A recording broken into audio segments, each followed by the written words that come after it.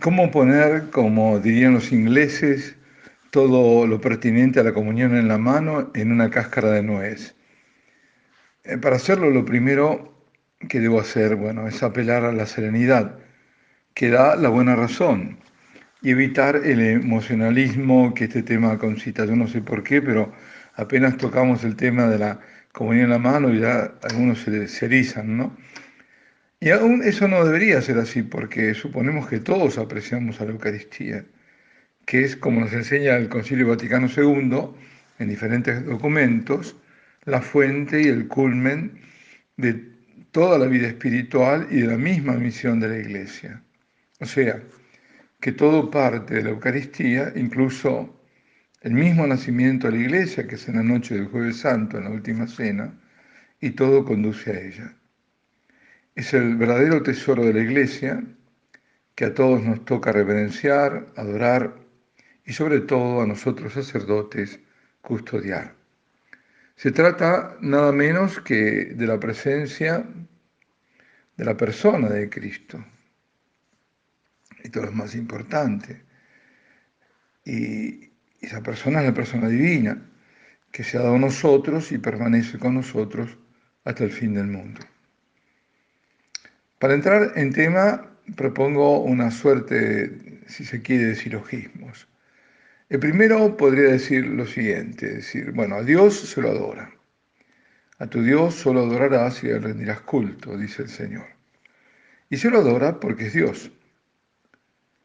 Luego, la Eucaristía es el signo sacramental de la presencia verdadera, real, sustancial de la persona divina de Jesucristo en la totalidad de su humanidad y de su divinidad. Por tanto, se concluye, como la Eucaristía es Dios, oculto a los sentidos pero revelado por la fe, se lo adora en ese santísimo sacramento. El segundo silogismo podría rezar así. La adoración es un acto que implica todo el ser. El ser humano está compuesto de cuerpo y de alma espiritual.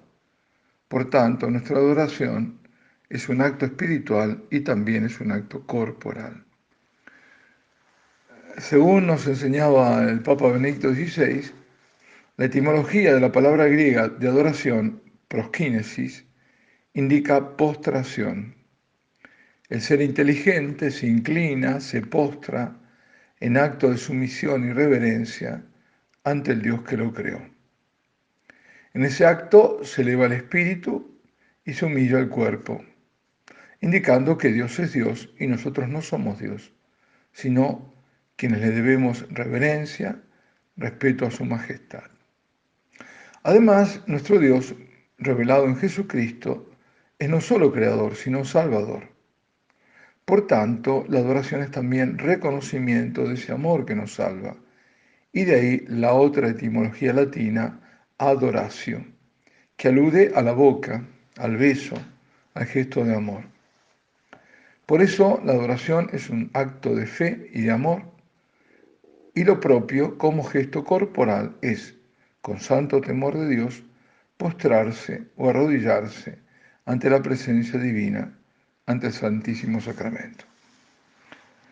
Quienes no objetan la comunión en la mano y de pie e incluso la sostienen como forma muy válida y hasta preferida para algunos, al modo normal, que hay que recalcar que el modo normal de comulgar es aquel de rodillas y en la boca, ponen como principal argumento el histórico, alegando que en los primeros siglos, hasta el siglo IX, comienzo del X, se comulgaba de pie y en la mano. Y esto lo he escuchado yo, también hay quienes hasta llegan a decir que el Señor le dio la comunión a los apóstoles en la mano. A lo que se responde primero que los apóstoles eran sacerdotes consagrados en la última cena. Justamente la consagración de sacerdotes es aquella de hacer esto en memoria mía, es el mandato que les da de repetir lo que él estaba haciendo. Esa es la consagración sacerdotal. Y segundo, que en realidad la costumbre oriental, incluso hasta nuestros días, eso yo lo he visto, es por parte del anfitrión la de dar el bocado en la boca a los comensales. por lo menos el primer bocado. Es cierto, hasta los siglos IX y X la comunión era en la mano, aunque no en todas partes, porque en lugares como Toledo, si no recuerdo mal, ya en el siglo VII, se prohibía la comunión en la mano bajo pena de excomunión. La primera pregunta que debemos hacernos es ¿por qué se abandonó esa práctica? Una práctica que ya llevaba además más de 1000 años de comulgar en la boca y de rodillas.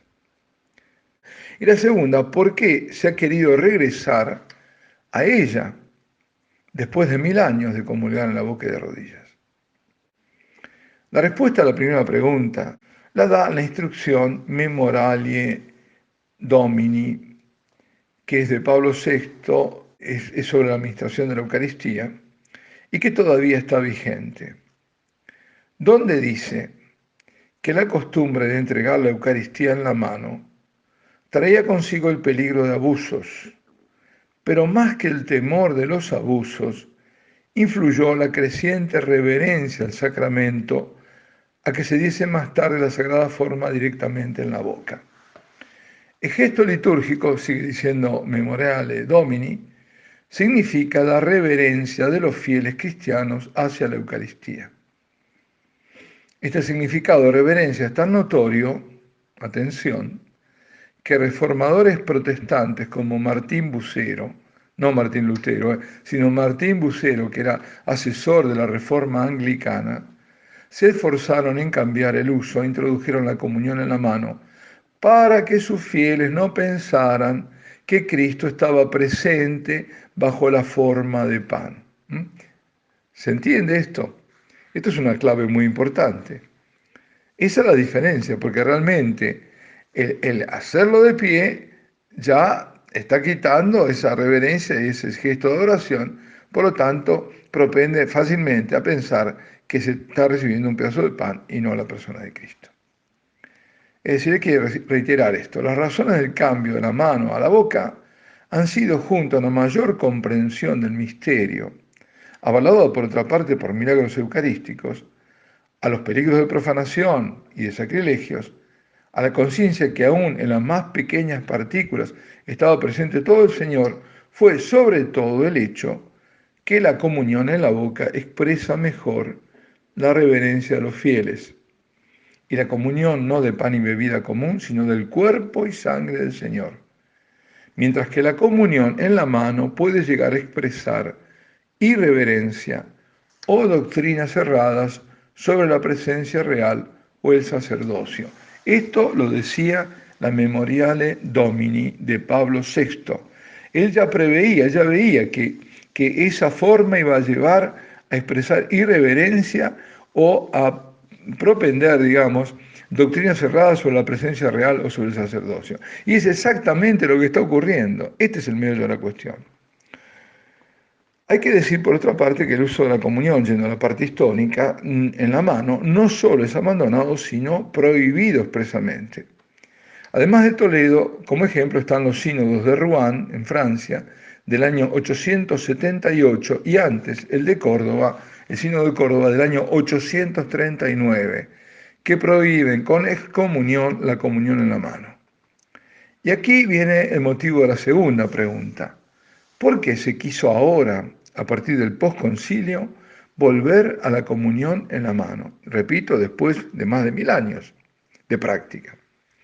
Esto último es fundamental, porque el origen de la imposición de la comunión en la mano, y digo imposición porque fue impuesto, a pesar del parecer contrario de los papas a partir de Pablo VI, vino de países como Holanda, Bélgica, Alemania y también Francia, donde no solo la influencia protestante es grande, y ellos, los protestantes, son quienes comulgan de ese modo, sino porque en esos países, gracias a teólogos o supuestos teólogos modernistas, recordemos que San Pío X decía que el modernismo es el compendio de todas las herejías, teólogos modernistas que influyeron en el Concilio Vaticano y que no pudieron reformar a su gusto las cosas, porque ellos tenían y tienen la pretensión de fundar una nueva iglesia. Y aludían a un difuso espíritu del concilio, que no se sabe bien qué es, pero es un pretexto, que no es el concilio en sí, porque los documentos del concilio no reflejan eso, atacaron la liturgia bajo pretextos pastorales. Es decir, muy insidiosa la cosa. No pueden ponerse en el dogma, pero se meten en lo pastoral. Aunque después sí se metieron en el dogma, porque tenemos ahí el catecismo holandés de mediados de los años 60 como ejemplo. Tal catecismo es un compendio de herejías, tanto que debió ser prohibido. Era de la Conferencia Episcopal Holandesa. Por ejemplo, ponía en duda la presencia real del Señor en la Eucaristía. Y ahora se entiende el por qué volver a la mano. Cambian el término de transustanciación por transignificación, que no es lo mismo. Ahí también tuvo que salir al encuentro el Papa Pablo VI. Niega la presencia de Cristo en fragmentos desprendidos y no distingue el sacerdocio ministerial y jerárquico del bautismal o común de los fieles. De ahí también porque implantaron los llamados ministros extraordinarios de la Eucaristía que podían, entre comillas, celebrar la Eucaristía. Pues decía que los holandeses, y sobre todo bajo la influencia de Schillebeck y de Boff, Leonardo Boff, hicieron una serie planteaban una serie de herejías, y entre ellas la última que mencionaba eran los ministros extraordinarios de la Eucaristía, que podían celebrar la Eucaristía en ausencia del ministro ordenado o el sacerdote ministerial, ¿no? De ahí también está esta confusión de llamar a los ministros extraordinarios de la comunión ministros extraordinarios de la Eucaristía. No existe tal término. No hay ministros extraordinarios de la Eucaristía. Los ministros del altar son ordenados. Los ministros que dan la comunión laicos son ministros extraordinarios de la comunión, no de la Eucaristía. No es lo mismo. Pues aquellos ministros extraordinarios, es decir, de la Eucaristía, que ellos habían concebido, hacían misa. Bueno, falsas, por supuesto. Es decir, vemos toda la influencia protestante en todo esto. Y como decía, la cabeza de estas tremendas herejías eran Schillebeck y Boff. Con la comunión en la mano, que estos episcopados, influidos fuertemente por esa corriente herética modernista, protestantizante, destacan la creencia que no existe ni presencia real. La Eucaristía es solo un memorial, no hay tampoco sacrificio en la celebración, ni sacerdocio ministerial. Vemos que ahí está el meollo de la cuestión. Evidentemente hay coherencia entre la práctica que impusieron y lo que creían. Por su parte, los protestantes están en lo cierto en cuanto a la no presencia real, porque no teniendo sucesión apostólica con que apoyar el sacramento del orden, ni sacramento del orden sacerdotal en sí mismo, ellos no tienen verdadera Eucaristía. Es decir, no habiendo sacerdote en Eucaristía, la cosa es muy sencilla. Los protestantes reciben pan y más nada. En cambio, nosotros sí que recibimos el cuerpo de Cristo, que fue consagrado justamente por el sacerdote en la celebración, durante el sacrificio eucarístico, durante la misa. Ahora bien, pese a la oposición declarada del Papa Pablo VI, de los papas sucesivos, la comunión en la mano se fue introduciendo como concesión, o más bien, más propiamente se dice indulto, bajo la presión de esos obispados del norte de Europa. El Papa Pablo VI cedió a la presión, pero dejó clara su posición y hasta su disgusto por ese cambio. Volviendo a esa instrucción memoriale, instrucción para la distribución de la Eucaristía, se llama Memoriale Domini, aún, insisto, totalmente vigente, reafirma el Papa que la hostia debe ser recibida en la lengua. Y entre otros argumentos dice, los obispos del mundo son unánimemente contrarios a la comunión en la mano. Lo dice porque habían hecho además una encuesta, digamos, entre todos los obispos y por larga mayoría se oponían a la comunión en la mano. Dice, debe ser observado este modo de distribuir la comunión, o sea, el sacerdote debe poner la hostia sobre la lengua del comunicante. La comunión en la lengua, sigue siendo el Papa, de ningún modo quita dignidad a quien comunica, porque también era lo otro, ¿no? Somos cristianos adultos, no somos niños, ¿no? Toda innovación puede llevar a la irreverencia y a la profanación de la Eucaristía, así como puede afectar gradualmente la correcta doctrina. Esto es increíble, cómo el Papa vio lo que está ocurriendo ahora. Porque estos puntos son clave. El Papa anticipó lo que iba a ocurrir, exactamente lo que está pasando. De este modo de comulgar de pie en la mano, ha provocado que se haga de la Eucaristía, que es la persona de Cristo, que es la persona divina de Cristo, que es Dios, un objeto. Se ha cosificado la Eucaristía. Yo tomo las manos, con las manos las cosas. No hay ninguna diferencia entre comulgar y tomar cualquier otra cosa. Y además de pie.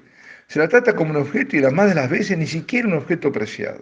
Y lo dice quien está recorriendo el mundo y que está sufriendo por esto y que son cientos y cientos de iglesias o lugares de culto donde tengo que dar la comunión y administrarla y veo cómo se hace.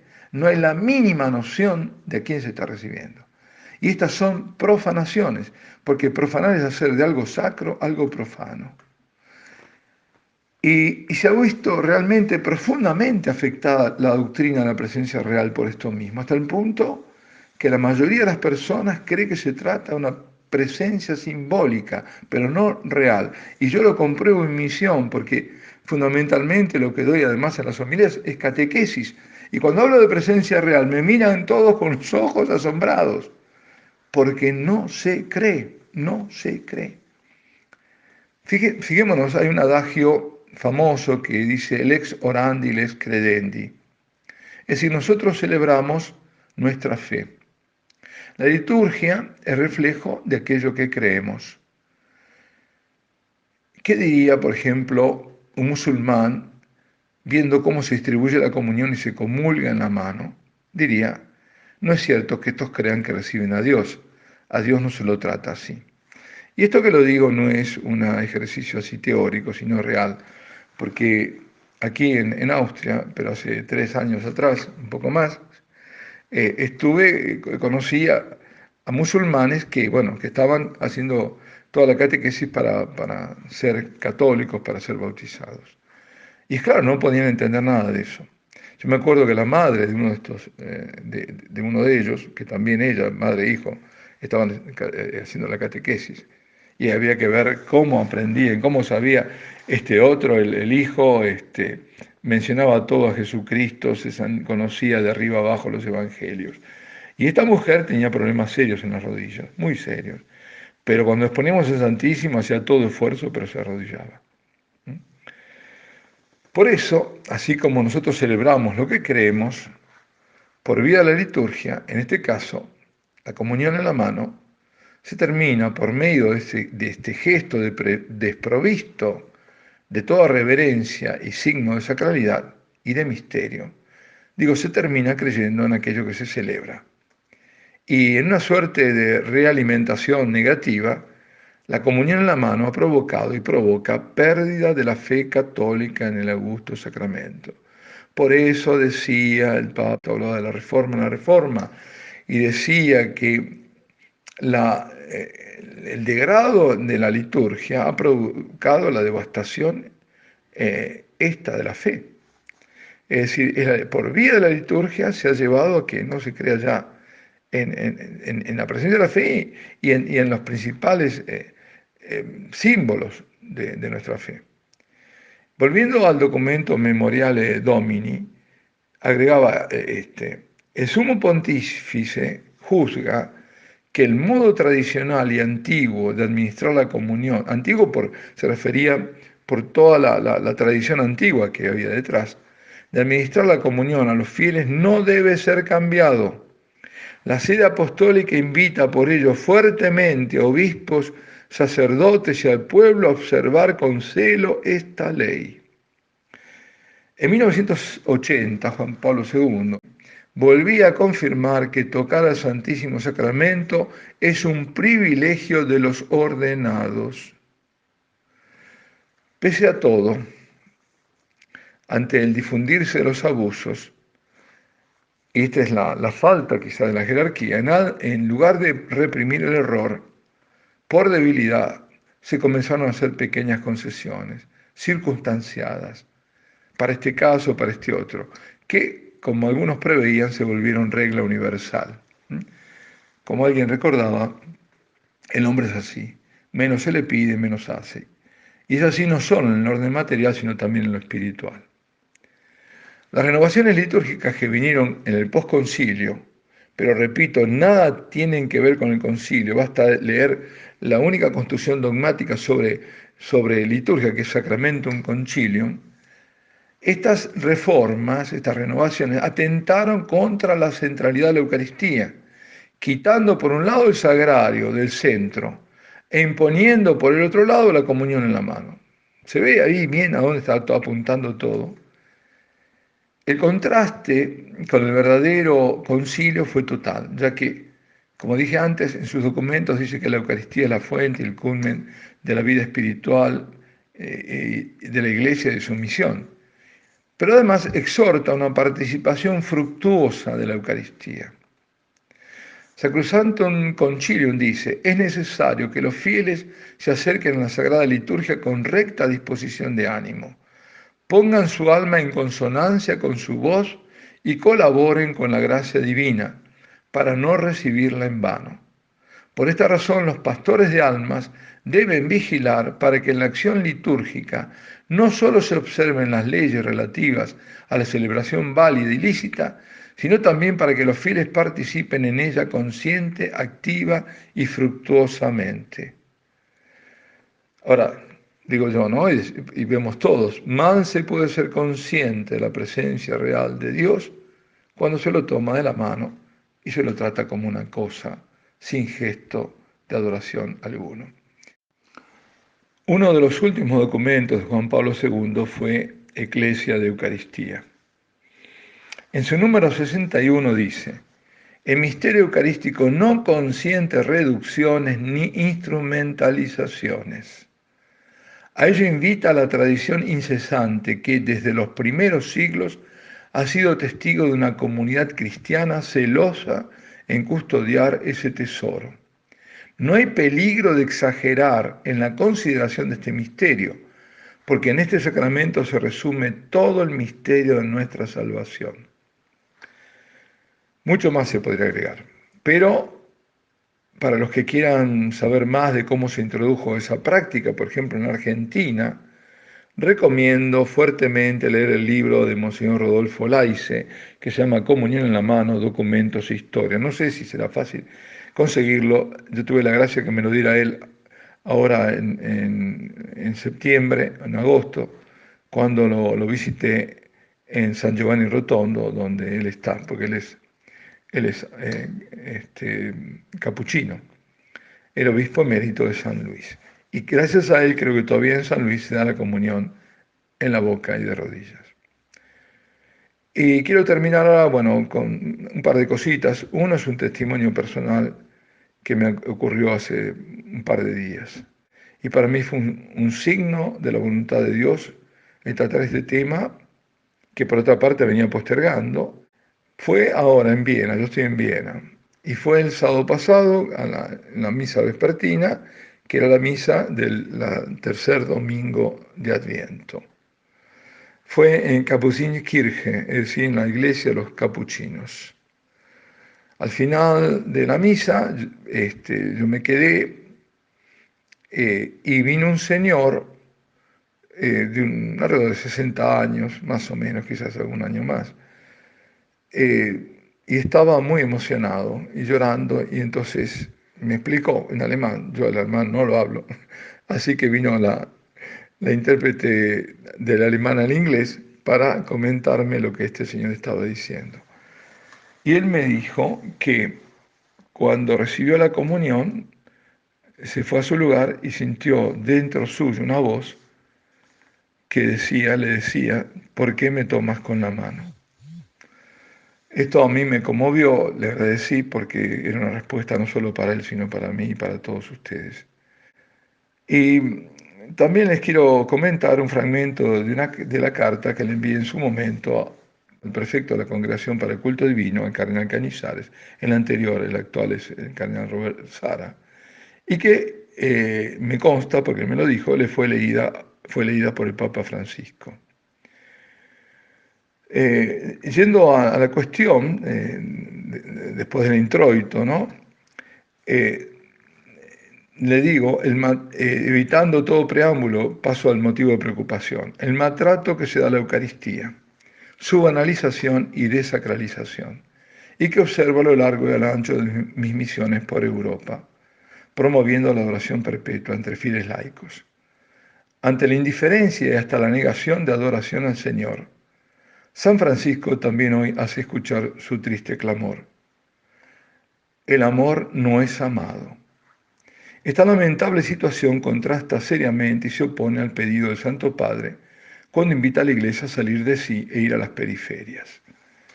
Queda claro que cuando el Santo Padre nos llama a ir a las periferias no es para llevarnos a nosotros mismos, desnudos en nuestra propia débil humanidad, sino para ir revestidos de Cristo, para ser sus testigos y portadores.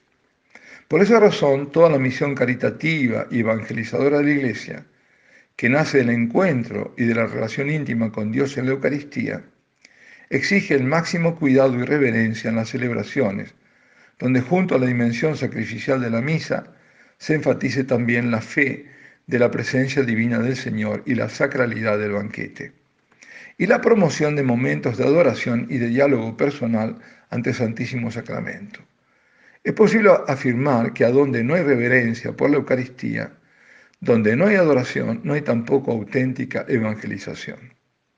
Y aquí no lo digo, pero me podría referir a lo que decía la Madre Teresa de Calcuta, ¿no?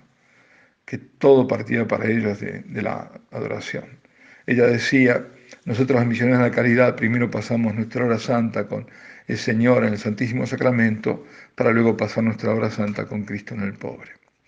Pero sigo con la carta. Decía, he podido en cambio comprobar que cuando por la adoración perpetua ponemos a Cristo al centro de la vida eclesial y personal, el Señor atrae a todos, y sobre todo a las personas más alejadas hacia Él.